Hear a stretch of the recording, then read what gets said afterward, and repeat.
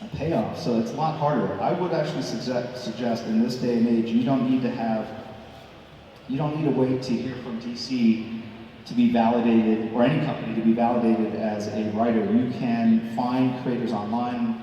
You can find artists on DeviantArt.com, and you can start doing comic books on your own without a publisher and have them quote-unquote published online, and really kind of learn how to work with other people and learn how to collaborate. And if you do that enough, you will find a following, and if you have a following, people will hire you because they want to sell comic books. So that's what I would do. I broke in by basically doing a lot of sample pages and mailing them off to editors, and I got very few responses. But and that was very tedious. I mean, it was like $90 every time I would go to the Xerox store to make photocopies, and I'd have to make a set for every editor from every company I knew of, and I would mail them out, and then basically have to wait weeks to get a reply if I got a reply at all. Now you can just email people, so you have incredible ease of access, but the problem is everyone has that same ease of access, so in a way they're less likely to look at it. So I wouldn't wait to hear back from the big companies. If you want to be a writer, start writing, and if you have good writing, people will want to work with you. And if people want to work with you, you'll produce great stuff, and you'll eventually get hired or be given assignments of things that you want to do. Right. Sure. When you're drawing, like, from your current drawings now as to what you've done in the past, do you ever go back and look and go, wow, my drawing has evolved, but like it's,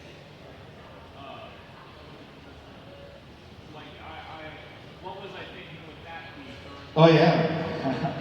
Sure. To now, because your pieces have always evolved and they always keep getting better and better with each piece. So, I mean, is that something that you methodically do, just go back and... I don't look back on a lot of stuff. I actually look back on a lot of my work here at conventions when people bring it up for me to sign it. I don't have a lot of that stuff available.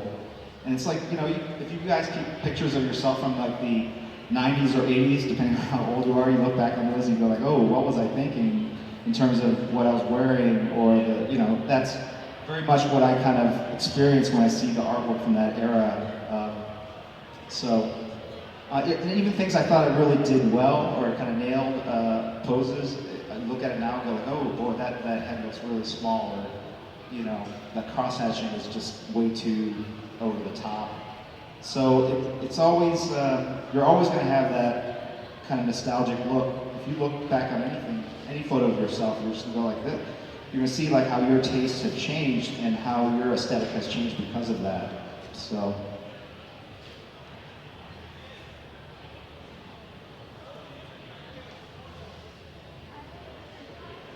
Trying to make lemon with lemonades here. This brush is really not helping me out, so I'm trying to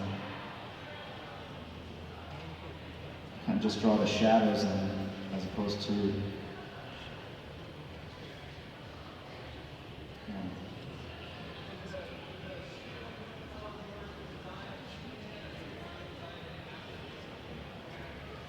I have the design of the costume, like the one that was part of the New 52 before they started production on Superman. I don't know if they were influenced by it. I haven't asked Zack Snyder that directly, but I know that he was looking at a lot of the comic book work, and he specifically called out the work I did. Although the work I did was on For Tomorrow, and that didn't have the new costume. He is a fan of comic books, and I think he is inspired by the stuff that's produced in comics, so it wouldn't surprise me. But that design predated the New 52 by at least a year, I think.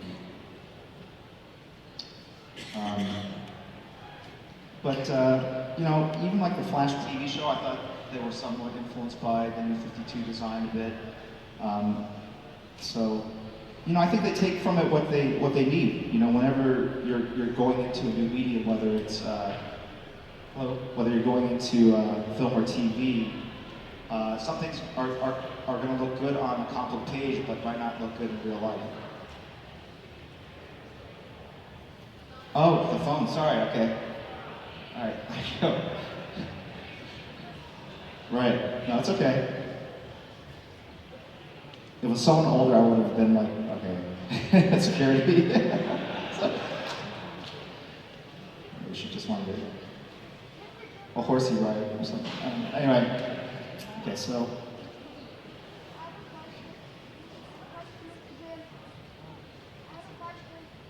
you have a question?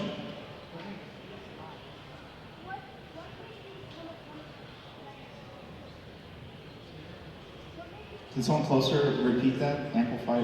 What made you get into comic book Oh, drawing? what made me become a comic book artist? Yes. You know what? I just really loved comic books from when I was just a little kid. There wasn't a lot of,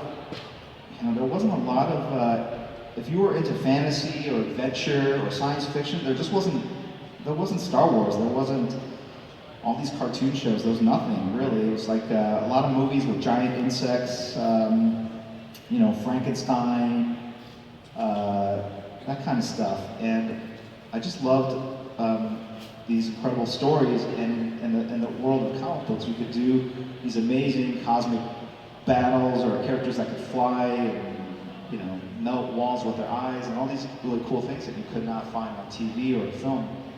And so I just like that. And so when you have a lot of downtime and you're trying to create cool stories, the best way to do that was just sit around and kind of draw them. And so that's what I did. I just drew a lot as a kid, and I really looked at comic books, I think the same way people today look at, the big summer tentpole movies for inspiration. But literally, my friends and I would go to church, and then after, service or whatever, we'd go to one of the classrooms and just sit around and make up our own stories and write the roster of the X-Men, the Avengers, and who would fight who, and how the fights would, go, and start drawing some of that stuff. And it was just, we didn't have video games to distract us, so that was what we did instead.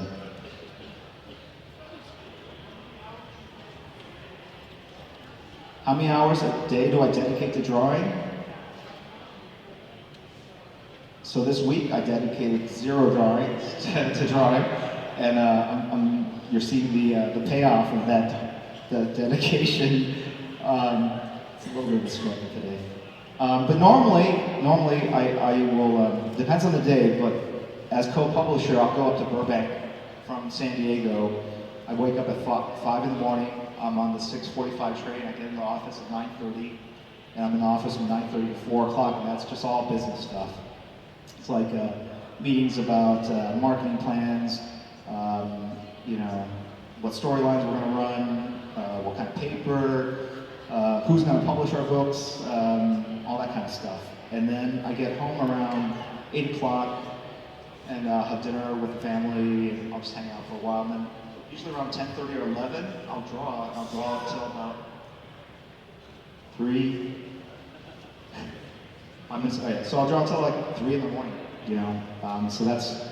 so like 5 hours to 8 hours a day, The days I go up to Burbank makes it a little bit harder.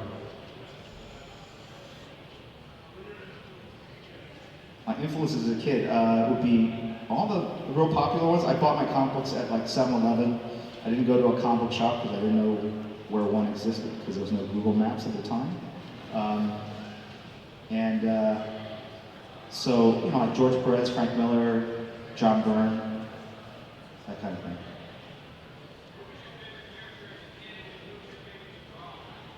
My favorite character as a kid, I was a real, I loved Superman and Batman when I was like 8 or 9, but then when I became a teenager, I was just really into the X-Men and some of the Marvel stuff. So those were probably my favorite at the time. And so when I got into comics, I really wanted to work at Marvel and then work on the X-Men just because that was really kind of like my dream aspiration or whatever. But the favorite to draw, I would say, it really depends. When you draw too much of one thing, it just gets very boring. But I would say that Batman is a lot of fun to draw. But I like drawing Batman with a character like Nightwing or Robin next to him because what it basically does is it gives you an incredible contrast. So you're not just drawing one type of note. You're not just drawing a dark, somber, poking character all the time. You're drawing like a dark character like Batman, but you get to draw this kind of lighthearted Robin character next to him. And so that's kind of